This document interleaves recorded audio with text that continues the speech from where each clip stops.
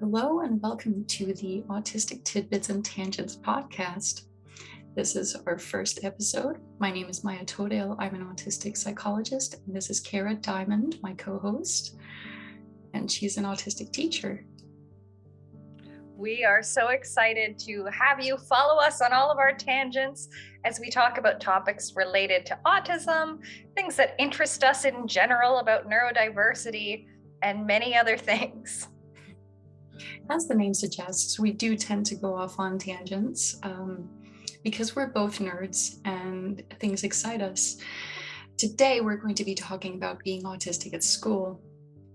So we're going to go into kind of issues of being diagnosed or not while at school, and hopefully cover a lot more related topics to that.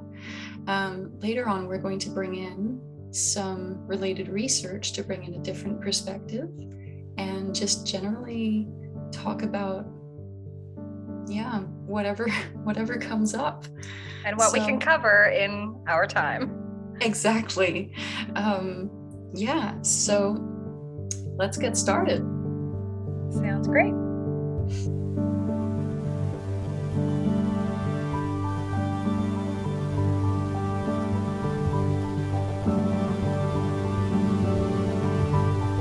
Welcome to Autistic Tidbits and Tangents. Candid conversations between autistic off-hour professionals. Cool.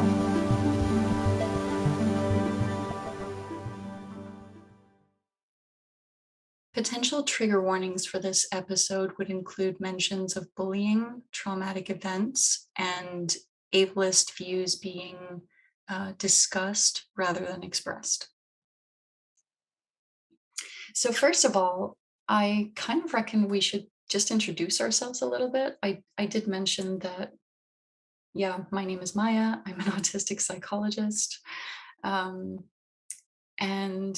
Basically I've worked in autism education for a very, very long time, but only somewhat recently finished my master's degree in psychology. I also write some books now and again. I try to stop because it's a lot of work and it kind of distracts me from doing clinical work. But at the same time, there are things I want out there that aren't out there yet. So what else? I'm from Denmark. And that's pretty far away from you, Kara. It is. I'm in Toronto, Canada. Now, I'm an autistic teacher. I am a late diagnosed autistic and ADHDer. I received my diagnosis in September of last year, so less than a year ago, though I had my suspicions for a while, as many of us late diagnosed individuals do.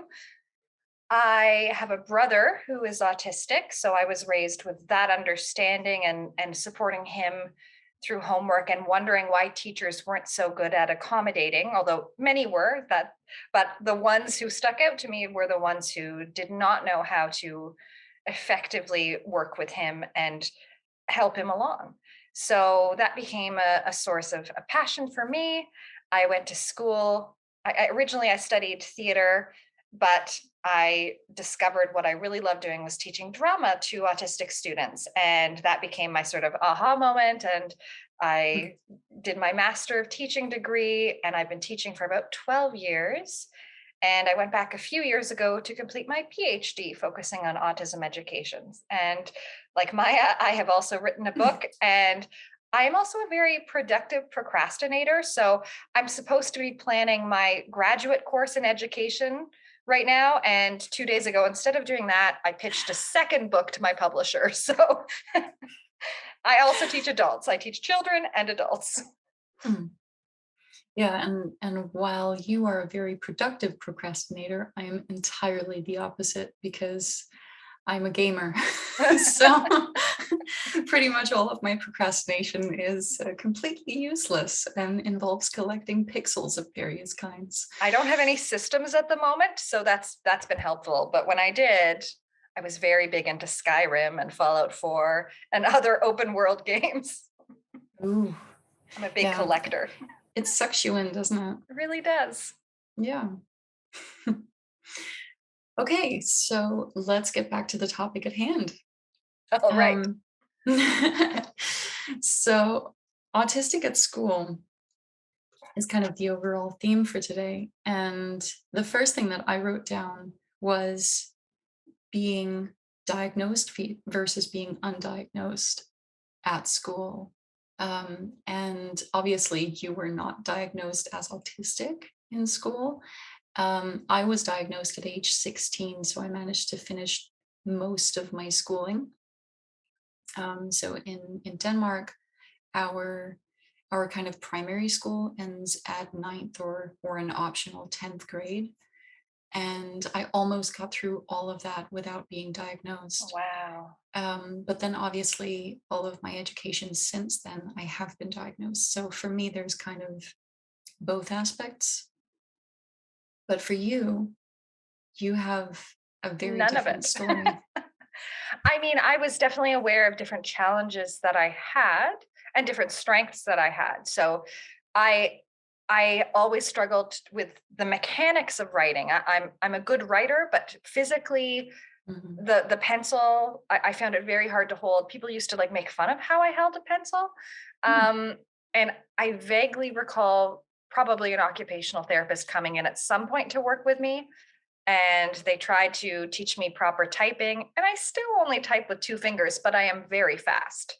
So I had some things like that. I had subjects that were never accessible to me, like math. I needed a lot of challenge in other subjects. So unbeknownst to me, I did have a gifted diagnosis, which my parents didn't mm, share with me until I was an adult, though they certainly, talked about the areas that I was very strong in. But mhm, I had teachers who accommodated me in different ways. Like I remember during a class mhm. book study, everyone else read Animal Farm in grade 8, and I was given 1984. So Yeah, they did sort of augment my curriculum yeah. in the areas that I was really good at. And I don't know if they made any changes in the areas that I was not so good at. Mm, But I think for me, I had a balanced perspective of myself, minus the understanding of why certain things were so hard for me. yeah. And I would say in graduate school, I got a better understanding of executive dysfunction and the things that were hard for me in grad school. Mhm. Um, and I understood that because I've been studying these topics in relation to my students. And so I was able to say, I really relate to them in all of these ways. It is really hard for me to start tasks sometimes and to get through, Yeah. and I have to break things down, and I It's just, weird. yeah. It's weird how much I relate to these people. Well, Maybe, and for maybe. years my students have been saying, how do you understand us so well? And I just thought, I was like, I just have a lot of empathy, and I know a Yeah. lot about this, and I've been Mm. raised in a family that has neurodivergent individuals. But And here I now you am. know. Yeah. Yeah, so for me, I think I always knew, if we're going to continue with the personal perspective for a minute, um, I always knew that I was different. Mhm, Like from kindergarten already, I I knew, I just knew that I was different. mhm, I didn't really feel bad about it until I got to first grade, which is where the bullying started. And of course, there's some stuff there that I could get into, but that is probably um, another I episode. another episode, or yeah, we'll see if this is the venue for that. Um, but yeah, I had an understanding that I was different, but I didn't know how, Mhm, and I didn't as I guess you had some support that came from your giftedness diagnosis or from teachers that were very understanding. Um, I grew up in a really small town with, and I think sometimes small town teachers can be um, very empathetic to their student because they have more time with mhm, each student, so they get to know them better. Um, that didn't really happen to me until I was in seventh grade mhm, after moving. So for me, when we're talking about being autistic at school, undiagnosed or diagnosed, there's that aspect of being understood and having access to support. Mm. So I don't know, what are your perspectives on the differences between that? Because if you're diagnosed, you have the access to support and maybe there's a bit more understanding, but at the same time, if you are diagnosed, there can be some prejudices that come in. It's such a hard thing. I do know that there are studies that show that the earlier someone knows they are autistic, uh, it leads to greater self-understanding. So it can be a positive thing. But initially, if you're young, you might have a very negative reaction. And I think it does come down to how it's presented, how families explain it.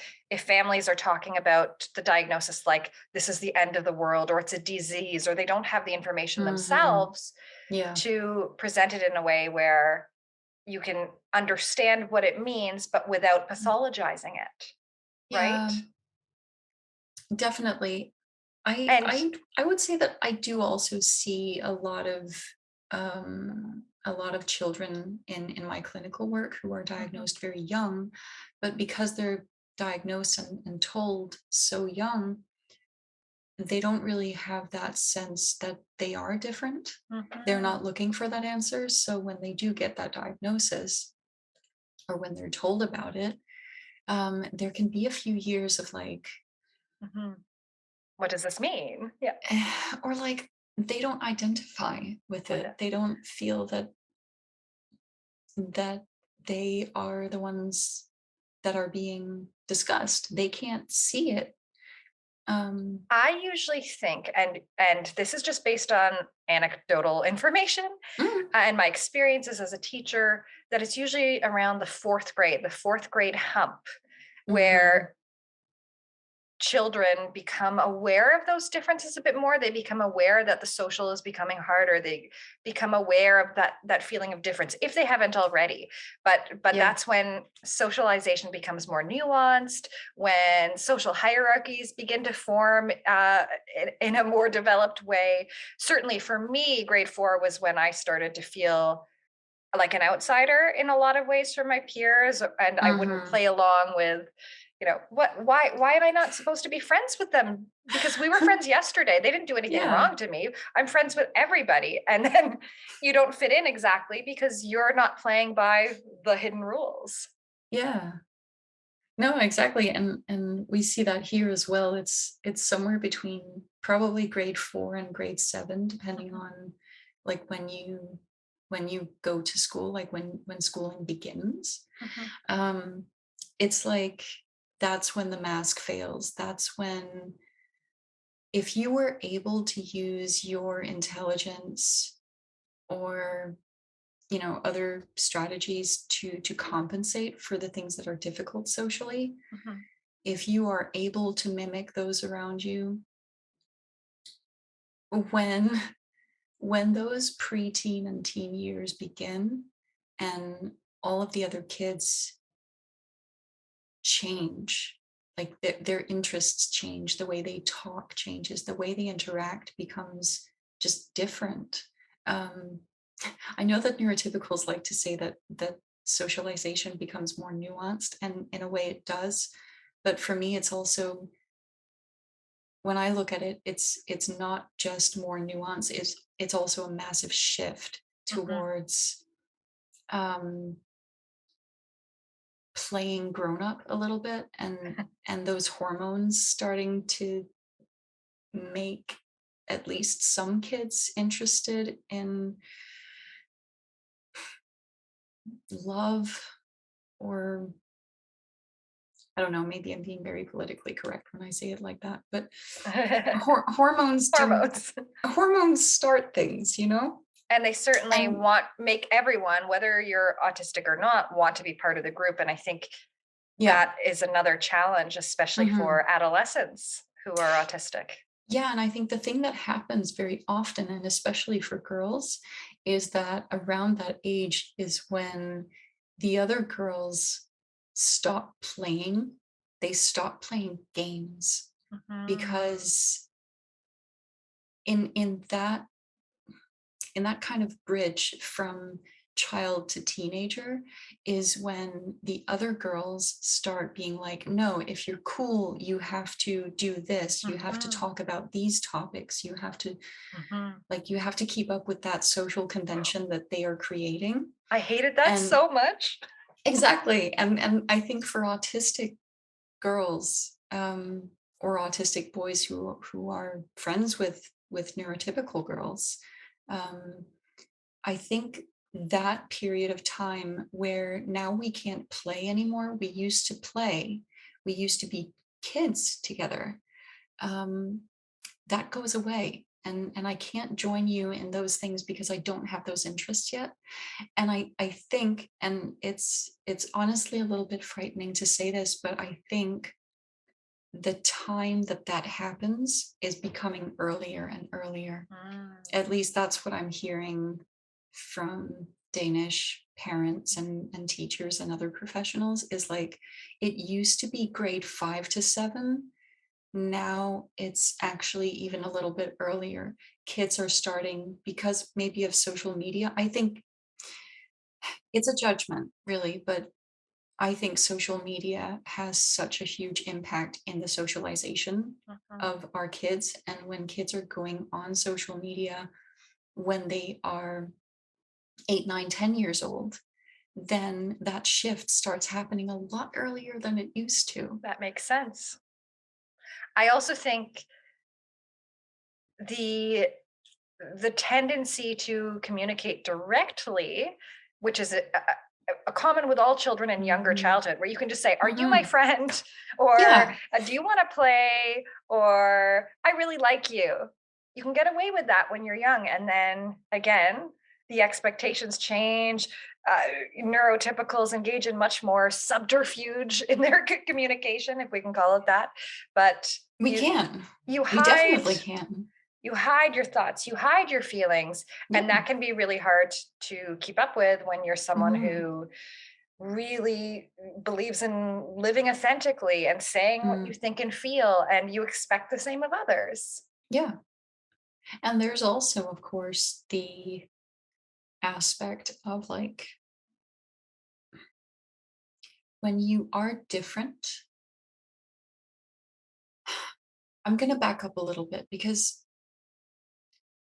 hearing you say some of these things and going into this topic, one thing that keeps coming up in the back of my mind is all of the stories that I see on social media, from parents who Mhm. describe, um, their autistic child being excluded from birthday parties from the other kids. Mhm. Like, um, someone being invited to their first birthday party at, you know, 10 or 12 years old, and others having been invited at first, but then, you know, not being invited again because they're too different. I And remember it, being disinvited to from a oh, birthday party of someone that no. I had thought was my best friend, and they became closer with someone else. I don't even know what I Mhm. did or if I did anything, and I was disinvited, and it was like heartbreaking.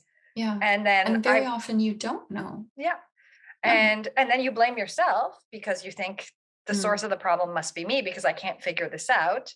Mhm. And I did go to birthday parties. I remember going to a lot of sleepover birthday parties and staying awake the whole night because I was terrified the other kids would pull pranks on me. Sometimes they would Mhm. talk about pranking me and I could hear them whispering and I would stay awake the whole night. Mm. Oh, that's just horrible. I mean, I remember, for me, um, I don't think I've gone to birthday parties except for the first couple of years when I was kind of forced to do it. And having to go to the birthday parties either of my bullies or with my bullies was terrifying. And because in Denmark we have that culture, and I think, you do in Canada and in America, and most Western countries, I think we have this culture of like, you either invite, you know, only the boys or only the girls, or you invite everyone. You can't pick and choose, right? And that was certainly the culture when I was growing up. So even when I was having my birthday parties, I would have to invite the whole class, Oh, even that sounds though overwhelming. overwhelming. And also, um, maybe there was only a handful of them that were actively bullying me, but we were only 16 kids in class, and the others were certainly not helping, you know. Yeah. So really being at those birthday parties for me was like, I don't want to be here. I actually kind of wished I was excluded. Mhm. But I think for a lot of kids growing up today, especially the ones who are diagnosed early, um, knowing you're autistic, knowing you're being excluded, and either knowing or believing that you're being excluded because of your diagnosis, um, I think that is very painful. Yes. And that for me is kind of the other side of the coin to like, if the other kids know that you have a diagnosis, or worse yet, because this is kind of what I hear, if the parents of the other kids know that you have a diagnosis, Mm. they have prejudices and there's a stigma, and you will be excluded by the parents, not even necessarily the kids. And so is it a benefit to disclose your diagnosis at school? Um, yeah, I just think there's a discussion there In our because system here, it's the diagnosis is a gatekeeper essentially to yeah. access services. Now, Mhm. teachers are not supposed to tell a class so and so has autism or so and so has ADHD. But sometimes children will disclose, or sometimes adults make mistakes, or a teacher whispers to another teacher, and other people hear that Johnny is Yeah. autistic. Yeah. And, And that but, certainly happens. mhm. Yeah. And to me, it does break my heart when I think about students blaming all of the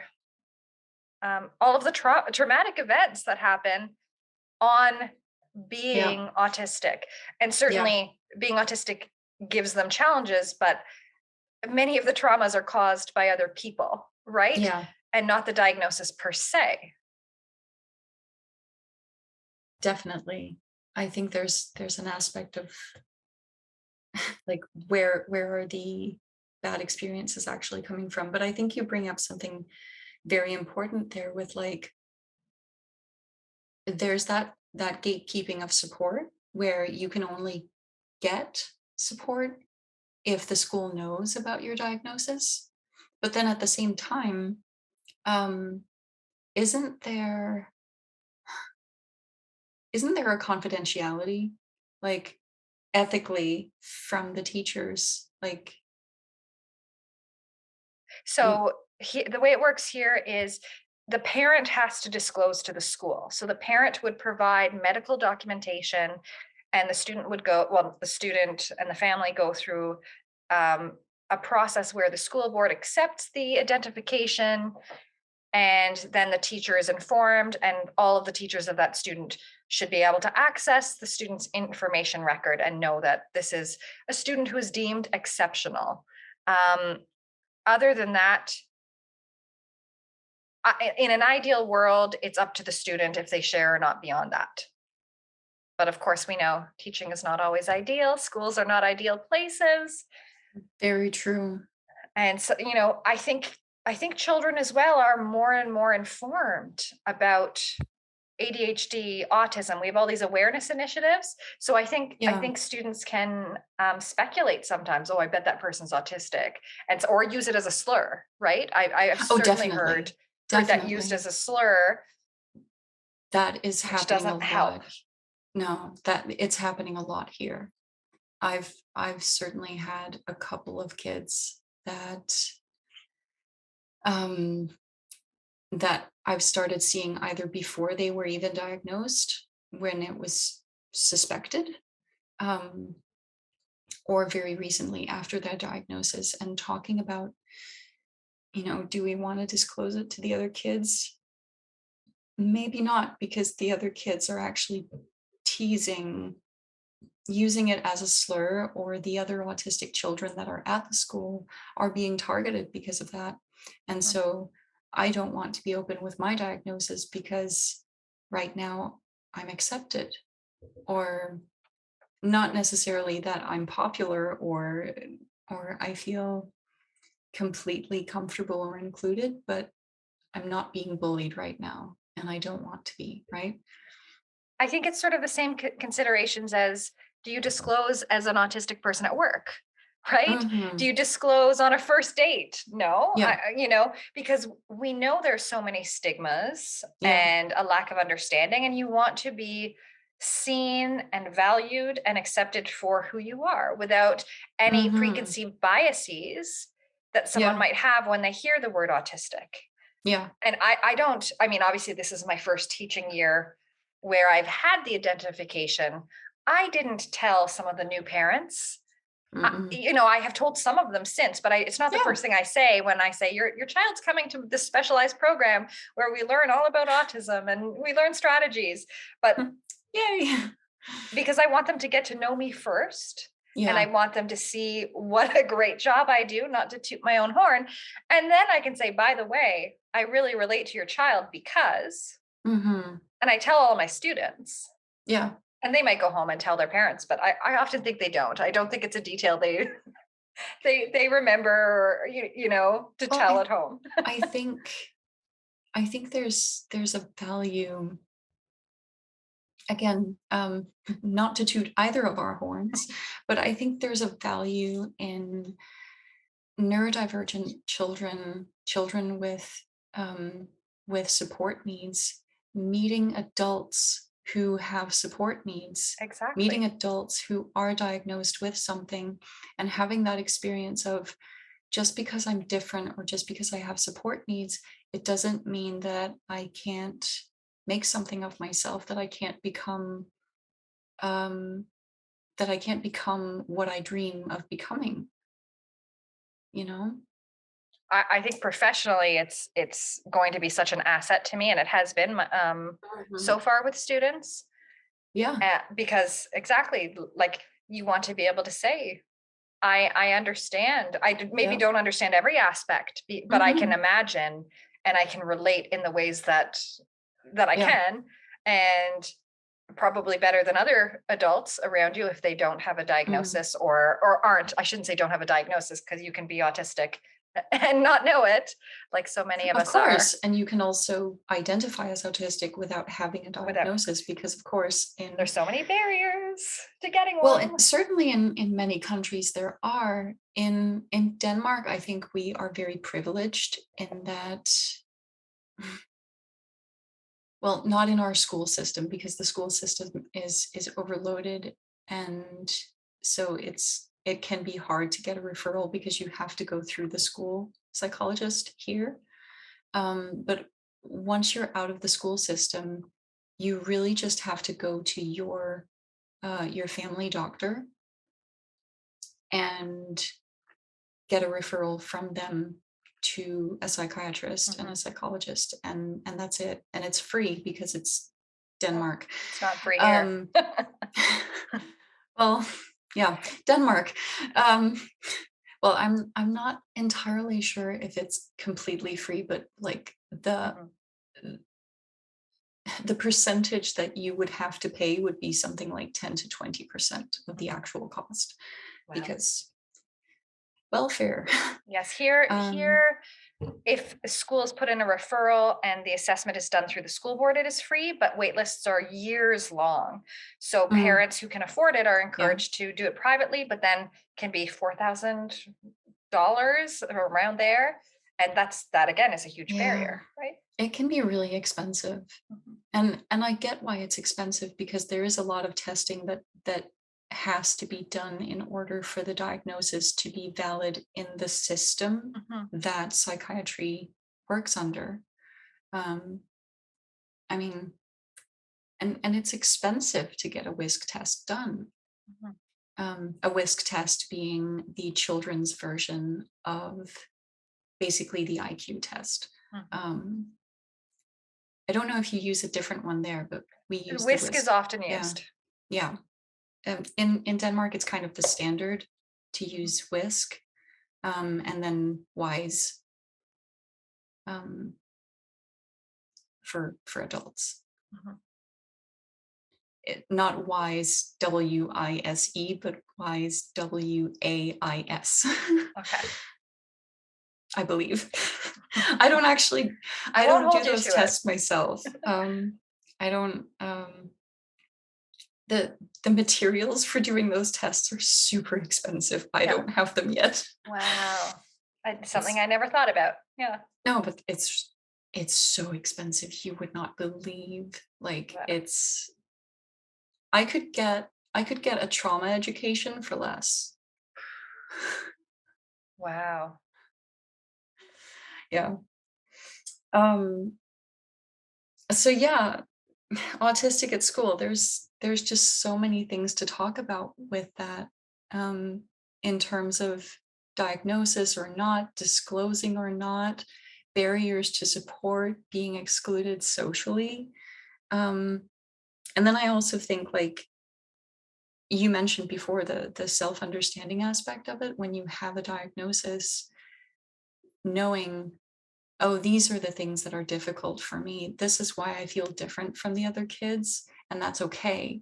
But I also Versus, think, oh, you've heard me give this rant many times, but I think we need to do a better job at school of helping all students to recognize that their brains work differently. Like yeah, we're making the assumption that the neurotypical brain is a standard brain, and certainly it's more like a type of car, where yeah, a class of car, like um, an all-terrain vehicle versus an S versus like a race car, right? mhm, So but there are differences in all of those cars, in all of those brains.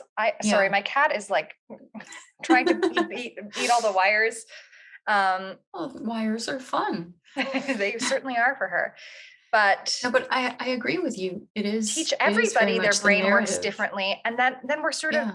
depathologizing differences, because what I see in schools Mm, so often is all of the kids who learn this way, and they all have mhm, a little bit of a superiority complex because they don't go out to another setting, or they don't learn differently. But no, you all learn, everyone in this room learns yeah, differently, and you yeah, all have different needs. And I see even with grad students who don't know how their own brain works. I've had students who will say to me, you know how you mentioned using the app Speechify? I used it to read out loud as I read the graduate school readings, and mhm, suddenly I was remembering and maintaining things. So people aren't even realizing that they have a processing difference.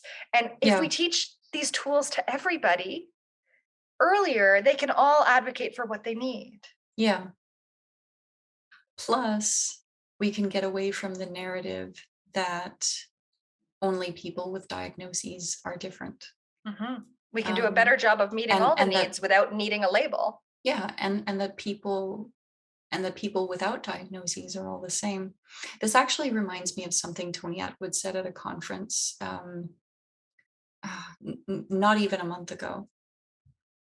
He was in Denmark, and he talked about how our concept of normality has shrunk Mm, over the last 20, 30 years.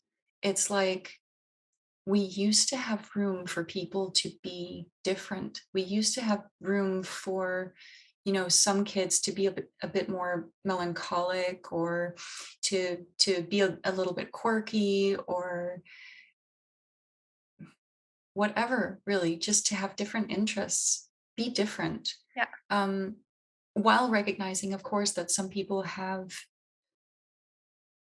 differences that go so far that they have support needs, and that they do need some help in their daily lives.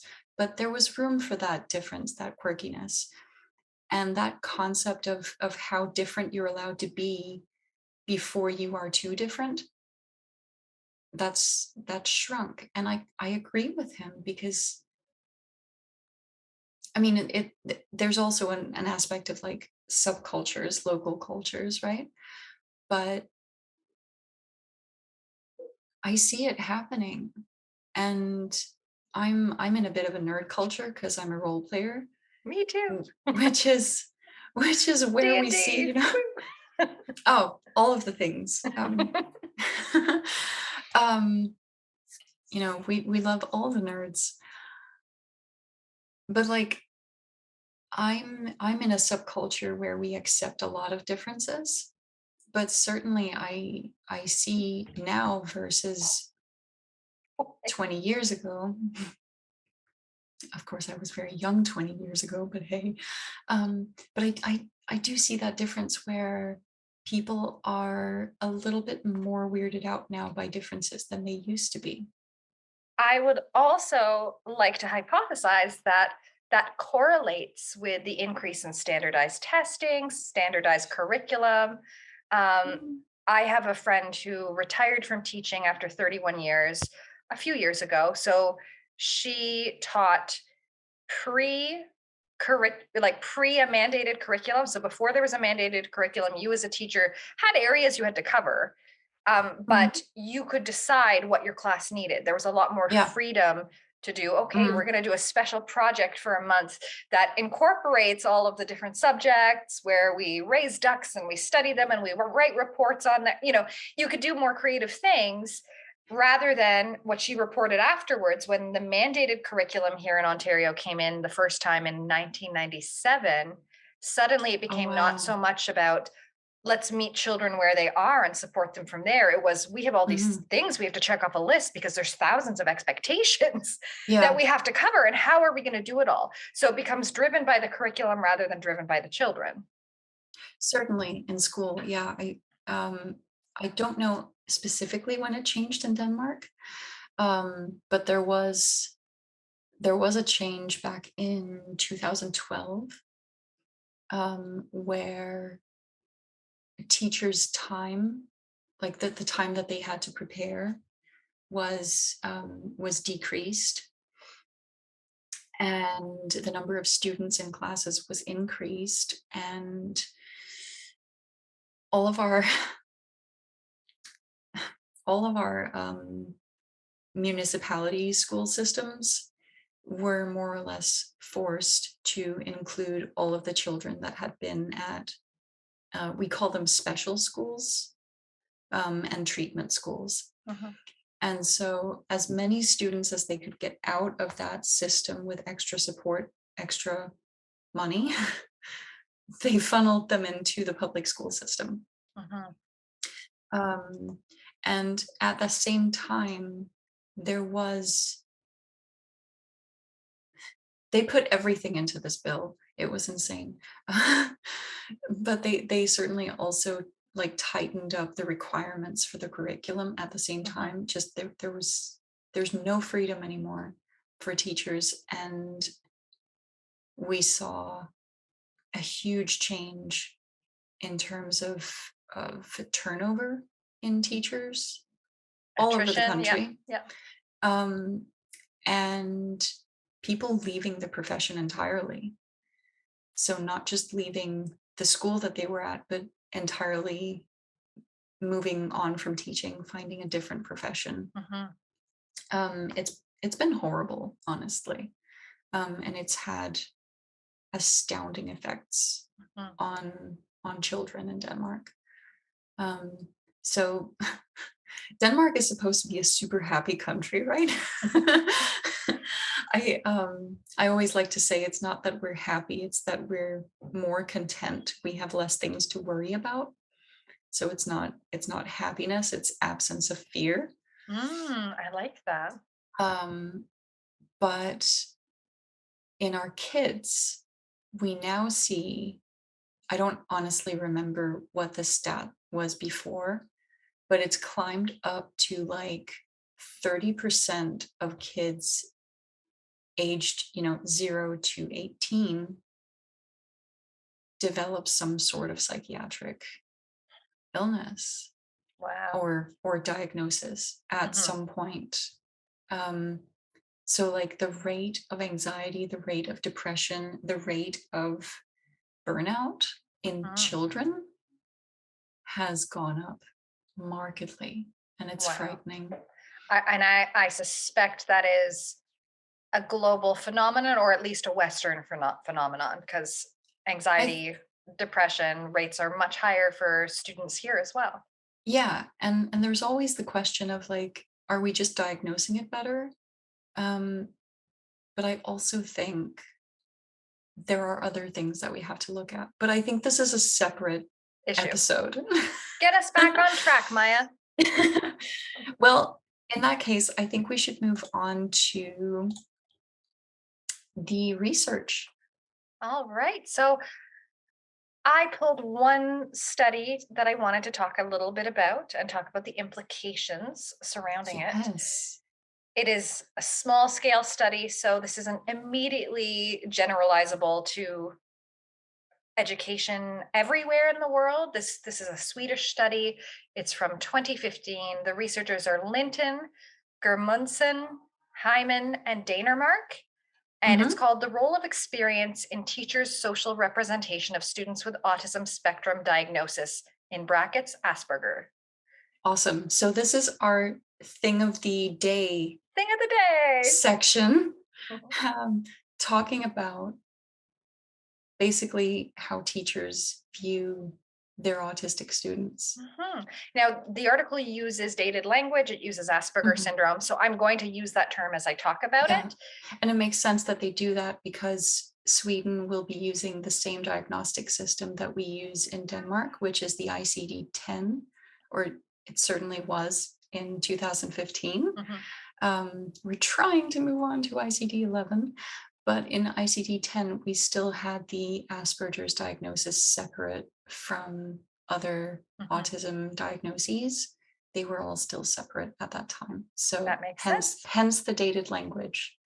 So the idea of the study was that teachers' understanding and expectations of students, so they call this social representations, have a bearing on how teachers interact with and accommodate for students with Asperger's syndrome. Because, of course, beliefs have an influence on what we actually do and our practice as teachers. So, Indeed. what they did was they anonymously surveyed 153 teachers with a web based questionnaire that was distributed by principals. And in the questions, they were able to compare the experience level that the teachers had teaching students who had an Asperger diagnosis, and also the teacher's thoughts and attitudes about the Asperger diagnosis. So one of the things they were asked to do was to spontaneously record the first 5 words that came into their head when they thought about students with an Asperger diagnosis. After they recorded the 5 words, they had to rank them in importance. And then Yeah. they had to identify if they felt it was a positive or negative connotation that they had. Ooh. And they did a lot of stuff with this data. So I'm just going to go over the things that Yeah. Yeah. stood out Yeah. to me or that were most important. And anyone who's interested can read it to get more into the nitty gritty of the article. Of course. They found that teachers who had more experience and training tended to write more inclusive words. So the words that they chose reflected an understanding of areas of challenge, but that were more focused on the accommodations that they could offer, or how they could adjust the environment. So need for predictability would be an example. Teachers who did not have experience with students with Asperger focused on negative, a more negative lens on things like behavior, having different thinking, and difficulties. So it was more about the impact on the Mhm. teacher, or the things the teacher was afraid of experiencing, I would say. And so overall, teachers who had had prior experience were better at decoding the surface behavior and thinking in terms of the adaptations they could make. And Yeah. the one thing that I found very interesting was they did also look at where the source of experience came from. And they found that teachers who Oh, had private experience, and they talked about like home life, for instance, right. teachers with private experience rather than work-based experience produced fewer positive associations compared to those who just had experience through work. So one of the most pronounced categories that came out of teachers with private experience was deficiencies in social interaction. And it was a very negative look at the way it was discussed was negative.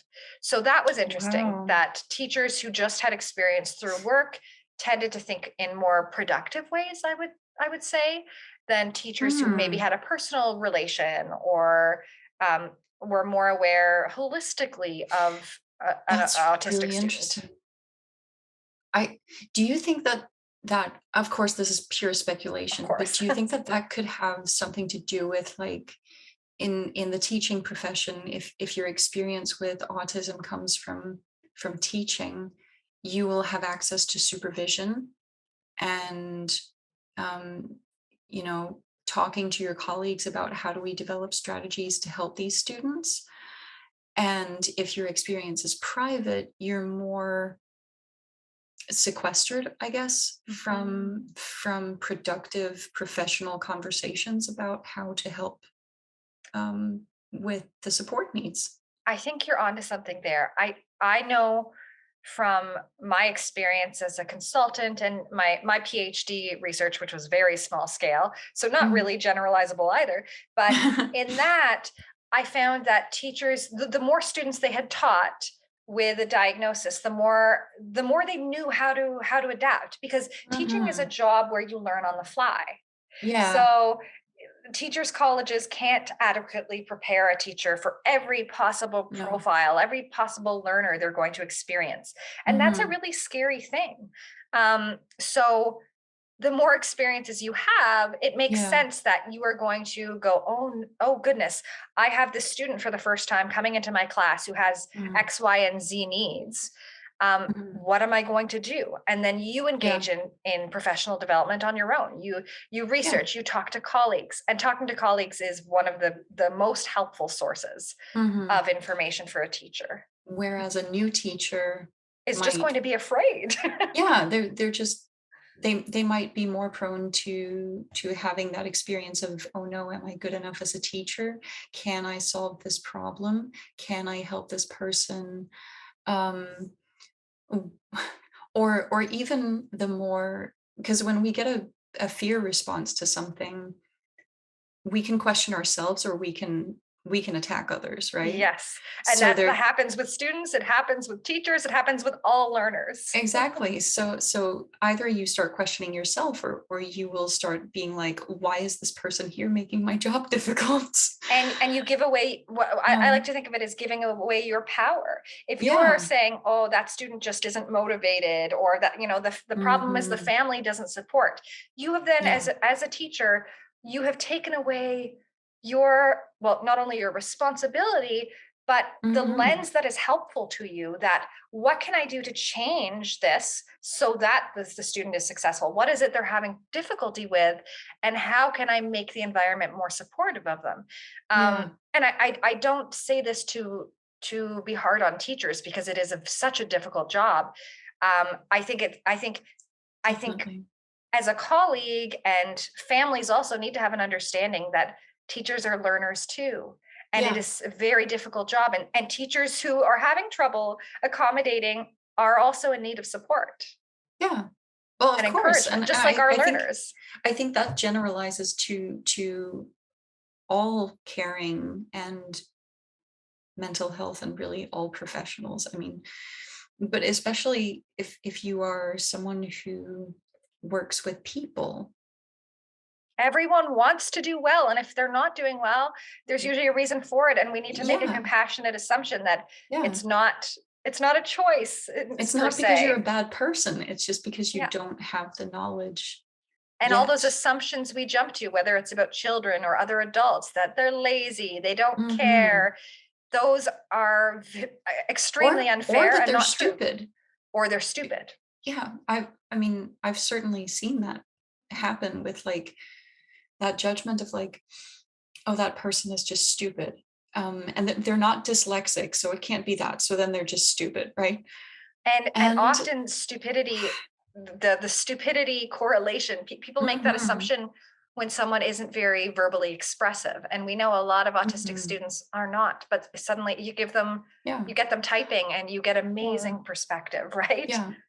Or if their learning style is very different from the, narrow norm. Mhm, But I think there's also an aspect to what you're discussing with how teachers react based on experience. mhm. Um, and I hope it's okay that I draw a parallel from the psychology world. Of course. Um, so the psychologists that I look up to the most, the colleagues of mine that I look up to the most, are the ones who take the position that I'm never going to stop learning. No matter how many years I've had in this profession, there's always going to be new knowledge. There's also going to be new perspectives. I'm going to meet people that teach me new things. Um, and those professionals, in my experience, tend to be the most compassionate and, um, humble. And likely also forgiving of themselves, which I think is important to move on. Yeah, We need to be able to say, you definitely. know what, I don't get everything right. I think I really Mhm. screwed that up. But Yeah, what could I do better next time? And what can I take from this yeah. experience? And what do I need to learn I think we also need to be better at actually saying that to students or at all clients. levels? Yeah. Like being able to say to someone, you know what, I don't know. I will look into it. Or I think I messed it up when I said that.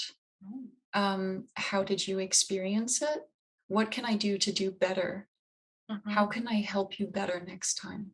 And in terms of what that means for teachers, and I think what this article might mean as well is Mm, in teacher preparation, while we cannot prepare them for everything, I think we do need to prepare them to have self reflection, to have an outlook that mhm, you are a lifelong learner, just like you want your mhm. students to be, Yeah. and that you have to consider situations from okay, what did I do really well with this? What isn't Mhm. working? And what is in my power to change so that it does work? And who do I have to collaborate with and talk with so that Yes. I get the information I need to understand why something is hard or why a student's experiencing a challenge and be open to the idea that you might be the challenge, you know? Which is a hard one. I guess That's a hard it's one to sort of face. ingrained in me as an autistic person, but Yeah.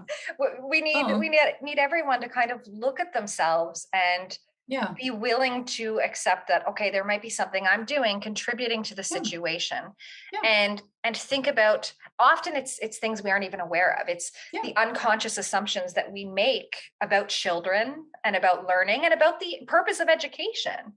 I've been It's reading a lot of Alfie Kohn, so uh, but he says that often teachers think the purpose of schooling is control and that what we're going for is hmm. compliance, and they might not think that on an intellectual level because in Mhm. professional development he will ask them, what do you hope your students become? What are your long-term goals for your students? And the Mhm. goals that they have are wonderful goals about the kind of future citizen, Mhm. compassionate human being they want students to be.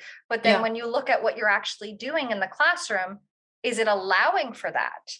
Or is it Yeah. about, I need them to be quiet, I need them to listen, I need to check off these items on a list? Is that going to create Yeah. that student? No. Mm. And I think that there's a perspective there that not only in teaching, but definitely also very, very relevant to teaching, that our interactions are always bi-directional. Hmm. So it's not only what you are teaching them knowingly, um, it's what you're picking up from them, it's what you're giving them back. It's knowing that your assumptions and their assumptions, everything that happens in a social context is constantly going both ways. Yes, we And teach by what we we say and do and what we don't say and don't do. yeah, yeah, all the time. Mhm. I think this this research actually leads into something I was thinking that maybe we could round off with, Great. because we had talked about having a segment that's kind of, let's do some fun, weird questions that aren't necessarily related, but that could be. And in this whole topic, one of the things that struck me was like, how about we talk about our advice in terms of how to make alliances and get support at school? And this goes to the teachers, and it goes to, of course, autistic people themselves if they are old enough and have the capacity to advocate for themselves. So, as a teacher, what is the best way that someone can approach you about getting support? So I believe in something called productive venting. So sometimes you'll be in the staff room and there's non-productive venting and there's productive venting. Productive venting is like, I'm struggling, I don't know what to do. This is what's happening. Okay, let's problem solve. So I think the first thing is Hmm. finding the problem solvers, the people Yeah. who are willing to engage with you as a teacher and go through, okay, well, what's happening? Okay, why do you think that's Hmm. happening? Let's make a hypothesis, let's figure out something to try. And then Hmm. you leave behind the feelings of I can't do this.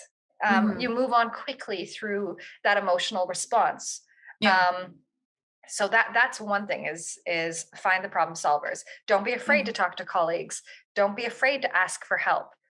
um, and Yeah. for Mhm. But that's the second stage. I mean, I think you're so wonderful because you come from a perspective of like, it's my job as a teacher to solve these problems before anyone even approaches me about it. But what I'm seeing is that a lot of people don't know how to even approach their teachers or their children's teachers to talk about, my child needs support in the classroom or I need support in the classroom. Okay, How you're do I talking about get it? students. Okay, Yeah. sorry, I interpreted it as colleague to colleague. No. Uh, And that's relevant too. That's definitely relevant. okay, with students, I am a big believer in like conferencing with students every week. Or as Hmm. often, if you have a big class, it might be every 2 weeks, but students Yeah. should know that you were interested in learning about them. And I conference with students and I say all the Yeah. time, what is easy for you? What is hard for you? And Yeah. once they identify something that's hard, then we can talk about, well, why do you think that is? What part of that is hard? Is Hmm. this part hard? Is that part hard? Is it hard to get started on the work? Is it, Hmm. and then we can go into why is it hard? Do you Yeah. not understand it? Is it boring? Does it just feel like too many things and you're overwhelmed? Yeah. Okay, once we know what the problem is, together we can go, what do you think would Then we would can work? problem solve. Yeah. And so I think we have to teach kids this because that also teaches the self-advocacy, it teaches Hmm. metacognition. And I do this with students as young as like 8, 9 years old. I don't work with Yeah. younger, but I do think you can adapt that to younger students I think you too. probably could. And I think there's also an element of including the parents in that conversation because very often the parents, parents aren't stupid. They know No, their kids and they will have run into some of these support needs at home, even though very yes, often support needs at school are different from then support look needs at different. home. Yeah. Um, but you're actually talking about something that I do with some of my clients who are having difficulties with how do I talk to my teachers or my school about what I need, and you know these kids being so afraid that they might not be met with acceptance, or how do I even put these things into words? So without mentioning the A word, the autism word, because again, some kids might not want to use that word or might not feel comfortable about their school knowing yet. Yeah. So what I'll do is make lists of statements. So like, I am the sort of person who Mm, feels most comfortable if I have the same seat in class every I love day, it. or I am the sort of person who has a hard time with group work, but I'm more comfortable doing all of the work by myself when it's possible. Mm, All of all of these statements that we can figure out, like, what is the problem? What is the need? And then make a statement that's kind of, it's just describing who they are and what their needs are and making it very simple. And my vision, Um, Maya, of education is that we do this with all kids, because all yes, kids have needs and should not be denied. Everyone has the right to they learning do. tools and accommodations. Yes, yes. Oh, I love that. Um, yeah, I think that's actually a really good ending point. I had so much more that I also wanted to talk about, We'll do other but education focused, more but focused topic yeah, but you know what? episodes. That sentence just sums up everything. It's not just about being autistic at school, it's about being a kid at school and getting access to whatever you need, whoever you are, and whatever your needs are. I think that's amazing. So, That's a wrap. audience, we hope you enjoyed our first podcast episode. And if you want to hear more, we are planning to release episodes about every 2 weeks. And hopefully, in not too long, we'll start to get a few guests, maybe. Get more Wouldn't it? focused with topics. Wouldn't We'd that be also, cool? if we could, we'd also love to hear from you. If there's a topic you'd like us to do some research on, talk about, relate Oh, to, interview definitely. somebody about. Definitely. So you can find me on social media at Maja Toudal. On YouTube, I am an autistic psychologist. And Kara? I am on most platforms as at Kara, I think it's _Dymond. I don't know. You can Google me, Kara Dymond. And I have a Find website, us. karadymond.com. Dymond spelled Dymond. And Maja Toudal spelled MajaToudal. Mm-hmm. Danish. We will post the links somewhere. We'll find somewhere to post everything, and we hope you'll keep up with us. And yeah, we'll keep this conversation going. Thanks for sticking with us thus far.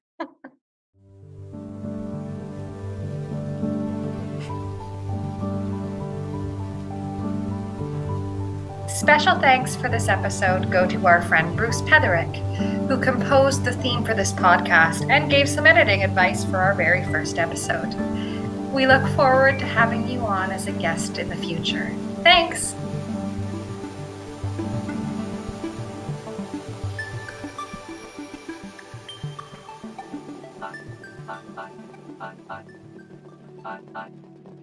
Autistic Tidbits Tangents.